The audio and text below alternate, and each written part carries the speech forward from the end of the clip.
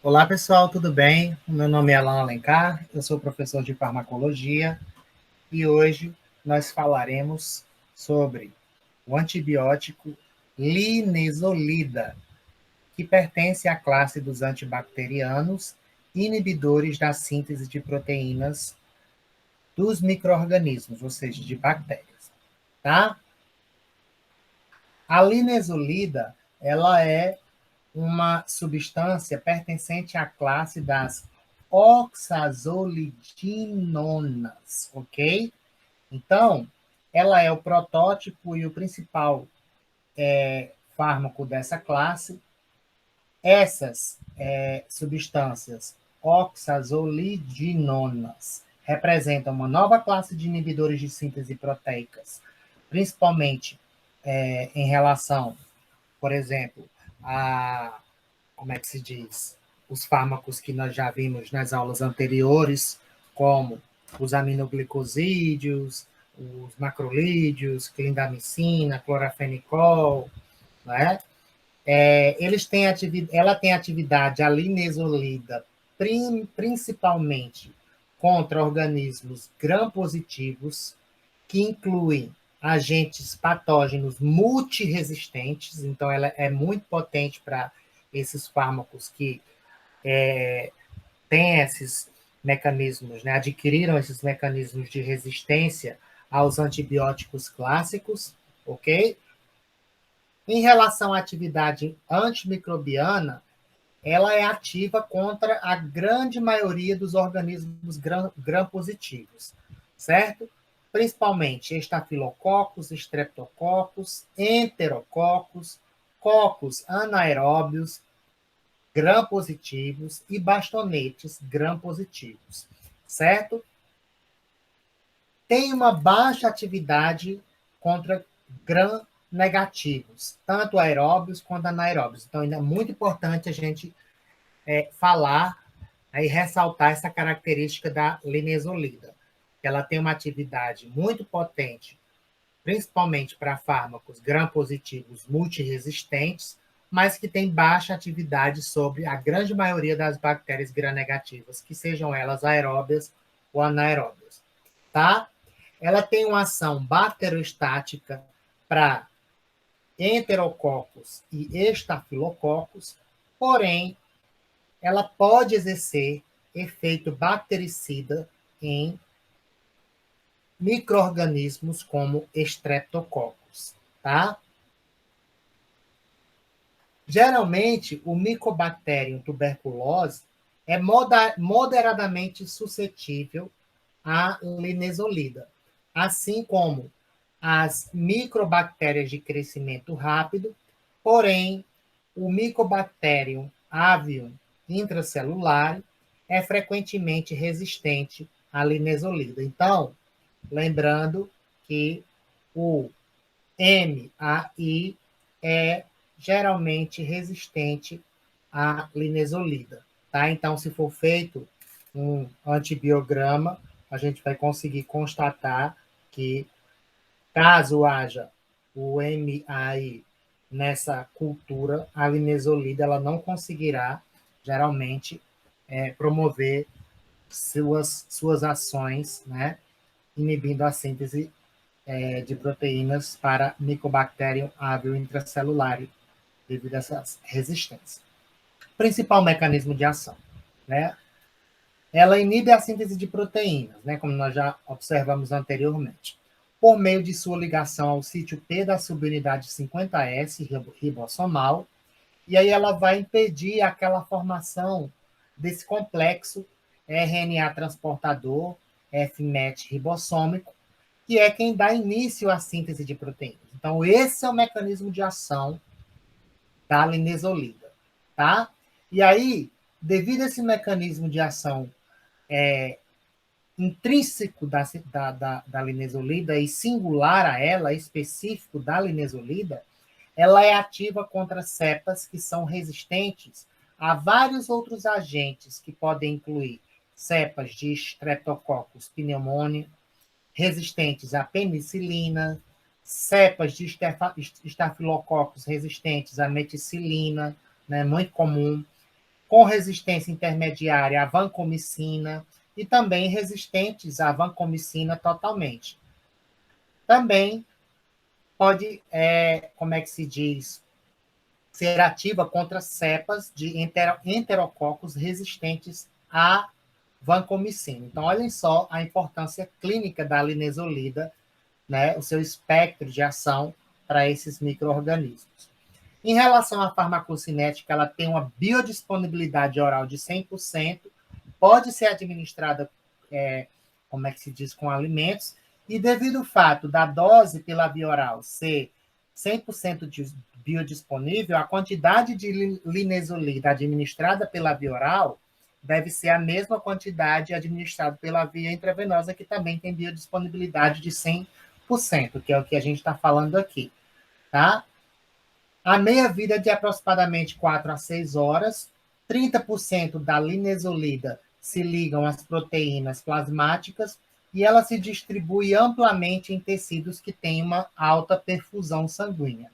Aproximadamente 80% de uma dose de linezolida são encontrados na urina, enquanto que 30% como composto ativo e 50% como os dois produtos de oxidação primários, né, podem ser encontrados na urina. Desses 80% que eu falei, 30% como composto ativo e 50% já sofreu algum tipo de biotransformação como oxidação primária, né? 10% da dose administrada pode ser encontrada como produtos de oxidação nas fezes, ou seja, eliminação hepatobiliar. O ajuste da dose não é recomendado em casos de insuficiência renal, porque ela não interfere, né? Como é que se diz? A eliminação da linezolida não é significativamente interferida por condições fisiopatológicas renais, certo? Ela e seus produtos ou metabólicos são eliminados por diálise, então por isso que o fármaco deve ser administrado após a hemodiálise.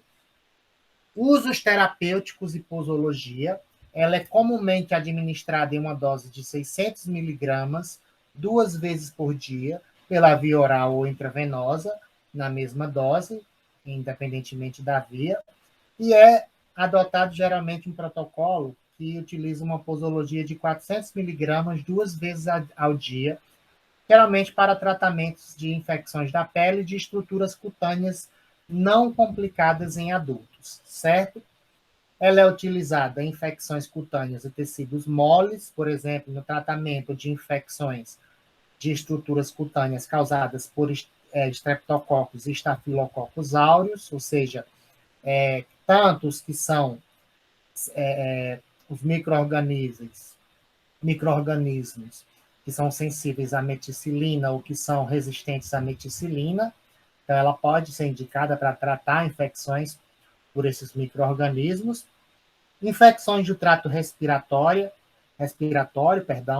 ela é indicada no tratamento da pneumonia adquirida na comunidade, causada por Streptococcus pneumonia e de pneumonia nosocomial, por Staphylococcus aureus, certo? Foi realizado um ensaio clínico randomizado em pacientes com pneumonia causada por Staphylococcus resistentes à meticilina, MRSA, e esse estudo demonstrou resultados semelhantes ou melhores para a vancomicina do que a linezolida, certo? Outras infecções. A linezolida ela apresenta taxas de cura clínica e microbiológica na faixa de 80% a 90% no tratamento de uma variedade de infecções causadas por fácil, que é resistente ou que são resistentes à vancomicina. Então, vocês estão vendo que a linezolida é bastante útil no tratamento de infecções que a vancomicina não consegue tratar devido à resistência que o micro-organismo adquiriu à vancomicina. A linezolida ela também tem sido utilizada em terapia combinada para tuberculose, extensivamente resistente a medicamentos e infecções causadas por nocardia. Então, o que é que acontece? Quando a gente tem, por exemplo, um paciente com tuberculose, e essa tuberculose ela está sendo causada por micro-organismos que apresentam uma resistência aos medicamentos comumente utilizados para tratar a tuberculose, né, a linezolida ela pode ser útil, utilizada em combinação com outros antimicrobianos, né, outros antibióticos, para o tratamento da tuberculose e outras infecções que também causadas por nocardia, tá?